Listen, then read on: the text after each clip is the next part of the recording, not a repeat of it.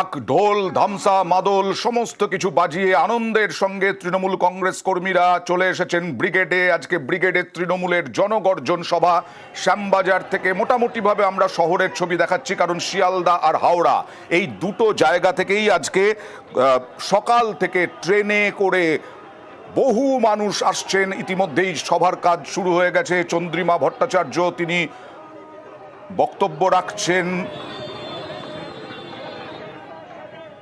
Brigade থেকেই তৃণমূলের প্রার্থী তালিকা ঘোষণা হবে। এখন সাংস্কৃতিক অনুষ্ঠান চলছে আর বলা যায় হাজার হাজার মানুষের ভিড়। জনগর্জন সভা, বঞ্চনা তার প্রতিবাদে এই সভা এবং বঞ্চনার প্রতিবাদে যারা 100 দিনের কাজের টাকা পাননি তাদেরকে রাজ্য সরকার টাকা দিচ্ছে। এছাড়াও লক্ষ্মীর ভান্ডার ইতিমধ্যেই বাড়ানো হয়েছে, বাড়ানোর কথা ঘোষণা করেছেন মমতা বন্দ্যোপাধ্যায়। তারপরেই এই ব্রিগেড রেড রোডের ছবি দেখছেন।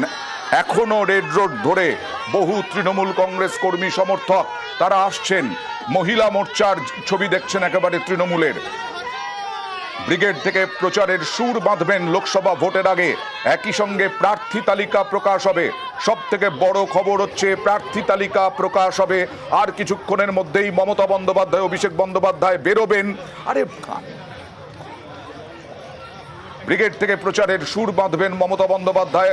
তার ভাষণে আর কি চমক থাকে সেদিকেও লক্ষ্য থাকবে রাজনৈতিক মহলের, বিশেষ করে বিরোধী দলগুলোর রাজনৈতিক বিশ্লেষকদের। কথা বলবো প্রতিনিধি পারাদীপের সঙ্গে। পারাদীপ, এখনো এই রেড রোড ধরে মানুষ আসছেন। অভিষেক বন্দ্যোপাধ্যায় প্রায় 12টা ছুটি হয়, কিন্তু এই মুহূর্তে কিন্তু রেড রোডে মানুষের জনজোয়ার বললেও কম বলা হয়।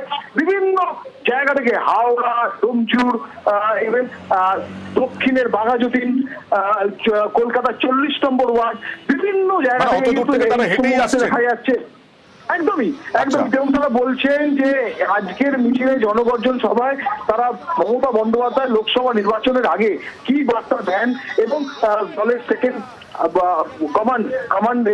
ইন কমান্ড অভিষেক বন্দ্যোপাধ্যায় তিনি কি বার্তা দেন তারা জানতে চান, তারা শুনতে চান। এবং একই সঙ্গে লোকসভা নির্বাচনে মমতা বন্দ্যোপাধ্যায় তার দলকে কি রুট ম্যাপ দেন সে সম্পর্কিত একটা ধারণা আজকে পাওয়া যাবে। সে সম্পর্কিত একটা কি বার্তা আসে দলের কর্মীদের জন্য, কিভাবে লড়াই হবে, কিভাবে তারা লোকসভা নির্বাচনে তাদের অঙ্ক করবেন।